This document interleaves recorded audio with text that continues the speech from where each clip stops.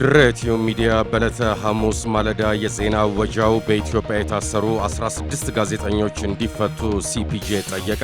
በመሰረተ ልማት ግንባታ ምክንያት ከአዲስ አበባ ዙሪያ የተነሱ ከ20 ሺህ በላይ አርሶ አደሮች በከፋ ማህበራዊ ችግር ውስጥ ናቸው ተባለ። መንግስት በታንዛኒያ በቁጥጥር ስር ስለዋሉት ኢትዮጵያውያን ጉዳይ በቅርበት እየተከታተልኩኝ ነው አለ። የጣና ሐይቅ የውሃ ትራንስፖርት በ11 ሚሊዮን ዩሮ ሊዘምን ነው። የጌዲዮና የኮንሶ ተጎጂዎች ድጋፍ ሊደረግላቸው ነው። የመልካም አስተዳደር ጉለት የፈጸሙ 3000 የአዲስ አበባ አመራሮችና ፈጻሚዎች ተጠያቂ ሆኑ። የደቡብ ሱዳን ፕሬዝዳንት ሳልቫኪር በኢትዮጵያ የሥራ ጉብኝት ሊያደርጉ ነው ተባለ። የሚሉትን አበይት ወሬዎች የሚያስቃኘን ይሆናል። በቅድሚያ በኢትዮጵያ የታሰሩ 16 ጋዜጠኞች እንዲፈቱ ሲፒጄ ጠይቋል። ዋና መቀመጫውን በዩናይትድ ስቴትስ ያደረገው የጋዜጠኞች ደህንነት ተሟጓቹ ሲፒጄ በመላው ዓለም በእስር ላይ ከሚገኙ 259 ጋዜጠኞች ውስጥ 16ቱ በኢትዮጵያ የታሰሩ እንደሆኑ ገልጾ እስረኞቹ በእስር ቤቱ ሊያገኙት የሚገባውን መብት ተነፍገዋል ብሏል። የታሰሩ ጋዜጠኞች ቤተሰቦች እስረኞቹን በበቂ ሁኔታ መጎብኘት እንደማይፈቀድላቸው ገልጸው አንዳንዶቹ በአንድ ሰው ያውም ለጥቂት ደቂቃ ብቻ እንደሚጎበኙ ተናግረዋል። የኢትዮጵያ መንግስት በበኩሉ እንደ ሲፒጄ ያሉ ዓለም አቀፍ ተቋማት የሚያወጡትን ሪፖርት አይቀበልም፣ በጋዜጠኝነት ሙያው የታሰረ ጋዜጠኛ የለም ሲል ይከራከራል። ሲፒጄ የ2016 ሪፖርቱን ይፋ አድርጓል። በመላው ዓለም በእስር ላይ ከሚገኙ 259 ጋዜጠኞችን ለማሰብ ሃሽታግ ፍሪ ዘ ፕሬስ በሚል ከጥር ወር ጀምሮ የኢንተርኔት ዘመቻ ከፍቶ 7 ጋዜጠኞችን በመምረጥ ጉዳዩ ዓለም አቀፍ ትኩረት እንዲያገኝ ሲፒጄ ሲሰራ መቆየቱንም አስታውቋል። የታሰሩ ጋዜጠኞችን በአፋጣኝ እንዲፈቱ ጠይቋል። በዓለም ዙሪያ ጋዜጠኞችን ማሳደድና ማሰር እየጨመረ መምጣቱ ሲፒጄን እንደሚያሳስበው የተገለጸ ሲሆን ከአፍሪካ ጋዜጠኞችን በማሰር አንደኛ ግብፅ፣ ሁለተኛ ኤርትራ፣ ሶስተኛ ደግሞ ኢትዮጵያ ናት ተብሏል። ጋዜጠኛ እስረኞች ጭራሹኑ እንዳይጎበኙ በማድረግ ኤርትራ በቀዳሚነት የተጠቀሰች ሲሆን ኢትዮጵያ በቀጣይነት ተሰይማለች። በሲፒጄ ሪፖርት የታሰሩ ጋዜጠኞች ቤተሰቦችም እስረኛ ዘመዶቻቸውን ለመጠየቅ አዳጋች እንደሆነባቸው ሲጠይቋቸውም ለጥቂት ደቂቃዎች ብቻ ስለመሆኑ በአሜሪካ ድምፅ ሲናገሩ ተሰምተዋል። በመሰረተ ልማት ግንባታ ምክንያት ከአዲስ አበባ ዙሪያ ከተነሱ ከ20 ሺህ በላይ አርሶ አደሮች መካከል 30 በመቶዎቹ በከፋ ማህበራዊ ችግር ውስጥ ናቸው ተብሏል። ቀሪዎቹ 70 በመቶዎቹም የተሰጣቸው ካሳ በሕይወታቸው ላይ ምንም ለውጥ እንዳላመጣ በጥናት መረጋገጡ ይታወሳል። የልማት ተነሺ አርሶ አደሮችን መልሶ ያቋቁማል የተባለው ፕሮጀክት ጽሕፈት ቤት ለስራ የሚያስፈልገው በጀት እስካሁን እንዳልጸደቀለት ተናግሯል። ባለፈው ዓመት መጨረሻ የተቋቋመውና ከ3 ወር በፊት በይፋ ስራ የጀመረው የልማት ተነሺ አርሶ አደሮች መልሶ ማቋቋሚያ ፕሮጀክት ጽሕፈት ቤት በዚህ ዓመት በአዲስ አበባ ዙሪያ በልማት ምክንያት የተነሱ 20 ሺህ አርሶ አደሮችን መልሼ አቋቁማለሁ የሚል እቅዱን ተናግሮ ነበር። ይሁንና መልሶ የሚያቋቁሙበት ገንዘብ እስካሁን በከተማ አስተዳደሩ እንዳልጸደቀለት ተናግሯል። ባለፉት 3 ወራት ባደረገው የሥራ እንቅስቃሴም ከሰራተኛና ማህበራዊ ጉዳይ ቢሮ ጋር በመተባበር በ4 ክፍለ ከተሞች ቅርንጫፍ ጽሕፈት ቤቶችን አቋቁመዋል። ለስራው ከሚያስፈልጉ 80 በመቶዎቹ ወይንም በቁጥር 200 ሰራተኞችን ቀጥሮ ያለፈው ሰኞ ጀምሮ ለ5 ቀን የሚቀጥል ስልጠና እየሰጣቸው መሆኑን በጽሕፈት ቤቱ ከፍተኛ የኮሙኒኬሽን ባለሙያ የሆኑት አቶ ታምሩ መክት ለሸገር ተናግረዋል። በመጪው ሰኞም በተመደቡባቸው ክፍለ ከተሞች ስራ እንደሚጀምሩ ነግረውናል ሲል ሸገር ኤፍኤም ዘግቧል። መንግስት በህገወጥ መንገድ ታንዛኒያ ገብተዋል ተብለው በቁጥጥር ስር ስለዋሉት ኢትዮጵያውያን ጉዳይ በቅርበት እየተከታተልኩኝ ነው ብሏል። የታንዛኒያ ፖሊስ በህገወጥ መንገድ አገሬ ገብተዋል ያላቸውን 13 ኢትዮጵያውያንን በቁጥጥር ስር ማዋሉን የተናገረው ከትላንት በስቲያ ማክሰኞ ነበር። በአሩሻ ስለተያዙት 13 ኢትዮጵያውያን የጠየቅናቸው የውጭ ጉዳይ ሚኒስቴር ቃል አቀባይ አቶ ተወልደ ሙልጌታ መረጃው እንደደረሳቸውና ጉዳዩን በቅርበት እየተከታተሉት እንደሚገኙ ለሸገር ኤፍኤም ተናግረዋል። በቅርቡም በዛምቢያ የተያዙ 130 ኢትዮጵያውያን ወደ አገራቸው እንዲመለሱ መደረጉን ያስታወሱት አቶ ተወልደ መዳረሻቸውን ደቡብ አፍሪካ ያደረጉ ኢትዮጵያውያን ስደተኞች በተደጋጋሚ በፖሊስ እጅ ይወድቃሉ ብለዋል። በህገወጥ መንገድ ታንዛኒያ ውስጥ ገብተዋል ተብለው በቁጥጥር ስር የዋሉት ኢትዮጵያውያን የጉዟቸው መዳረሻ የት እንደሆነ እስካሁን አለመታወቁን የነገሩን ቃል አቀባዩ ኬንያ ባለው የኢትዮጵያ ኤምባሲ በኩል ማጣራት መጀመሩን ተናግረዋል ሲል ሸገር ኤፍኤም 102.1 ዘግቧል። የጣና ሐይቅ የውሃ ትራንስፖርት በ11 ሚሊዮን ዩሮ ሊዘምን ነው ተብሏል። በኢትዮጵያና በኔዘርላንድ መንግስታት ትብብር የጣና ሐይቅ የውሃ ትራንስፖርት አገልግሎትን ለማዘመን የታሰበ ፕሮጀክት ተግባራዊ ለማድረግ ዝግጅቱ መጠናቀቁን የሰንደቅ ምንጮች ገልጸዋል። ለዚህ ፕሮጀክት የሚያስፈልገውን ከ11 ሚሊዮን ዩሮ በላይ ፈንድ ሁለቱ መንግስታት በጋራ ለመመደብ የተስማሙ ሲሆን በፈንዱም 7 ዘመናዊ ጀልባዎች ለመግዛትና በሐይቁ ላይ የሚሰጠውን የጀልባ ትራንስፖርት ዘመናዊ ለማድረግ ደረጃውን የጠበቀ የመሰረተ ልማት ግንባታ እንደሚከናወን ይጠበቃል። በጣና ሐይቅ ላይ የሚሰጠው የጀልባ ትራንስፖርት አገልግሎት ለአካባቢው ህብረተሰብ አስፈላጊነቱ ከፍተኛ የመሆኑን ያህል አገልግሎቱን የሚሰጡ ጀልባዎች ግን በጣም ያረጁ ረጅም ዘመናት ያስቆጠሩ በመሆናቸው ፕሮጀክቱ ዘመናዊ የውሃ ትራንስፖርት እንዲዘረጋ ከማስቻል አኳያ ከፍተኛ ፋይዳ ይኖረዋል። የፕሮጀክቱ ትግበራ በጣና ሐይቅ ትራንስፖርት ድርጅትና በፌዴራል የዘርፉ ተቋማት ትብብር የሚከናወን ይሆናል። ጀልባዎቹን የሚገነቡ የዓለም አቀፍ ኩባንያዎች በግልጽ ጨረታ ውድድር እንደሚሳተፉ ይጠበቃል። በዚህ ሳምንት የኔዘርላንድ መንግስት ከገንዘብ ሚኒስቴር ጋር ይፈራረማል ተብሎ ይጠበቃል ሲል በትላንት እትሙ ሰንደቅ ጋዜጣ ዘግቧል። ከወራት በፊት በጌዲዮ ዞን ዲላና ይርጋ ጨፌ ከተሞች እንዲሁም በኮንሶ ብሔረሰብ በተነሳ ግጭት ንብረታቸው ለወደመባቸውና ከመኖሪያ ቀያቸው ለተፈናቀሉ ዜጎች የ46 ሚሊዮን ብር ድጋፍ ከደቡብ ክልል መንግስት ተሰጥቷል።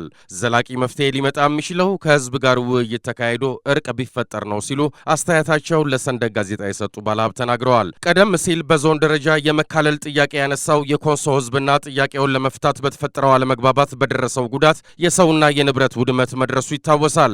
በጌዲዮ ዞንም እንዲሁ በነጋዴው ማህበረሰብና በአካባቢው ህዝብ መካከል በተፈጠረ ግጭት የሰው ህይወት ከማለፉም በላይ ከፍተኛ መጠን ያለው የህዝብና የአገር ንብረት መውደሙ አይዘነጋም። ይህን ተከትሎም የደቡብ ክልል መንግስት የጉዳቱን መጠን የሚያጠና ከክልል እስከ ቀበሌ የሚደርስ ኮሚቴ አዋቅሮ ወደ ድጋፍ መግባቱን የክልሉ ኮሚኒኬሽን ጉዳዮች ቢሮ ኃላፊ አቶ ሰለሞን ኃይሉ ለሰንደቅ ጋዜጣ ተናግረዋል። አቶ ሰለሞን የክልሉ መንግስት ያደረገውን የድጋፍ መጠንና ሂደት አስመልክቶ ከሰንደቅ ጋዜጣ ለቀረበላቸው ጥያቄ ሲመልሱ በኮንሶ የደረሰውን ጉዳት ተጣርቶ በቀረበልን ሪፖርት መሰረት ቤታቸው ለፈረሰባቸው ዜጎች ለቤት መስሪያ የሚሆን 8 ሚሊዮን ብር መንግስት ድጋፍ አድርጓል ያሉ ሲሆን በጌዲዮ ለደረሰው ጉዳት የክልሉ መንግስት ያደረገውን ድጋፍ አስመልክቶ ሲገልጹም ከዕለት እርዳታና ድጋፍ አንስቶ በዘላቂነት የሚቋቋሙበትን ስራ እየሰራ እንገኛለን። 197 መኖሪያ ቤቶች ጥገና የተደረገላቸው ሲሆን 77 ደግሞ ግንባታ ተከናውኗል። ይህን ስራ ለማከናወንም የክልሉ መንግስት 38 ሚሊዮን ብር ድጋፍ አድርጓል ሲሉ ተናግረዋል። በግጭቱ ከፍተኛ ንብረት እንደወደመባቸው ቀደም ሲል ለሰንደቅ ጋዜጣ ገልጸው የነበሩት አቶ ሱራፌል ብርሃኑ በበኩላቸው ጉዳቱ በደረሰብን ወቅት መንግስት ቶሎ ድጋፍ እንደሚያደርግልን ቃል ገብቶልን ስለነበረ ቶሎ ተቋቁመን ወደ ስራ እንገባለን የሚል እምነት ነበረኝ። ሆኖም ጊዜው እየገፋ ሲሄድ የኛ ጉዳይ ተረስቶ ቆይቷል። ወደ ስራ የገባነውም በራሳችን ጥረትና በግል ባንኮች የብድር አቅርቦት ነው ብለዋል። አቶ ሱራፌል አያይዘውም በቅርቡ ከፌዴራል መንግስት ተወክለው የመጡ ባለሙያ የመኪናችሁን 75 በመቶ ዋጋ መንግስት 1 ወር ባልሞላ ጊዜ ውስጥ ይከፍላችኋል ሲሉ ቃል ገብተው ሄደዋል ሲሉ ከመንግስት ሊደረግላቸው የሚችለውን ድጋፍ ገልጸዋል። የመኪኖቻችሁን ዋጋ 75 በመቶ ብቻ መንግስት የሚከፍል ከሆነ የመኪኖቹ ዋጋ ከተገዛበት ወቅት ጋር ሲነጻጸር በአሁኑ ገበያ ልዩነቱ ከፍተኛ ነው። በዚህ ድጋፍ መቋቋም ትችላላችሁ ወይ ለሚለው የሰንደቅ ጋዜጣ ጥያቄ መልስ ሲሰጡም በግሌ ከደረሰብኝ የጉዳት መጠን አኳያ የፈለጉትን ያህል ቢሰጡኝ እንኳ ከመቀበል ወደ ኋላ አልልም ብለዋል። አቶ ሱራፌል የተፈጠረው ክስተት አንዴ የተከሰተ ቢሆንም ድጋሚ እንዳይከሰት ህዝብና መንግስት ውይይት አድርጎ እርቅ ሊፈጠር ይገባዋል ሲሉ አስተያየታቸውን ሰጥተዋል። በጌዲዮ ዞን ንብረታቸው የወደመባቸውን ባለሀብቶች ለማቋቋምና ድጎማ ለማድረግ የጉዳት መጠን ተጣርቶ ለፌዴራል አደጋ ስጋት ስራ አመራር ኮሚሽን የቀረበ ሲሆን መልስ የሚሰጠውም በፌዴራል መንግስት በኩል እንደሚሆን አቶ ሰለሞን ኃይሉ ተናግረዋል ሲል ሰንደቅ ጋዜጣ በትናንት እትሙ ዘግቧል። የመልካም አስተዳደር ጉድለት ፈጽመዋል የተባሉ 3000 የአዲስ አበባ ከተማ አስተዳደር አመራሮችና ፈጻሚዎች ተጠያቂ መሆናቸውን ከንቲባ ድሪባ ኩማ ገልጸዋል።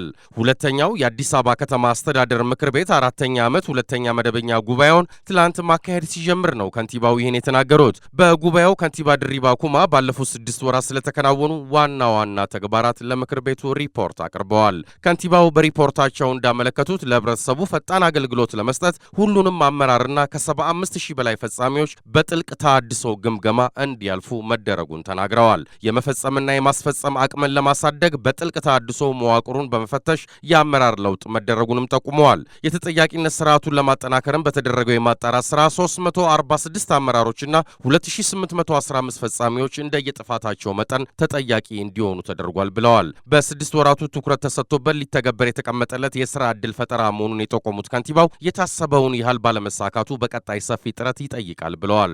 በከተማው የተለያዩ መርሃ ግብሮች እየተካሄደ በሚገኘው የቤቶች ግንባታ ለተጠቃሚዎች ከተላለፉት ቤቶች ባሻገር በተለያዩ ምዕራፎች እየተገነቡ ያሉ ቤቶችን በፍጥነት ለማጠናቀቅና የበጀት እጥረቱን ለመፍታት ከፌዴራል መንግስት መስሪያ ቤቶችና ከባንኮች ጋር በመሆን እየተሰራ ነው ብለዋል። ከንቲባው በትምህርትና በጤና ዘርፍ የተመዘገቡ ስኬትና ተግዳሮቶችንም በሪፖርታቸው አቅርበዋል። ከንቲባ ድሪባ ኩማ ባቀረቡት የከተማ አስተዳደሩ የ6 ወራት አፈጻጸም ላይ የምክር ቤቱ አባላት ውይይት ያደርጋሉ።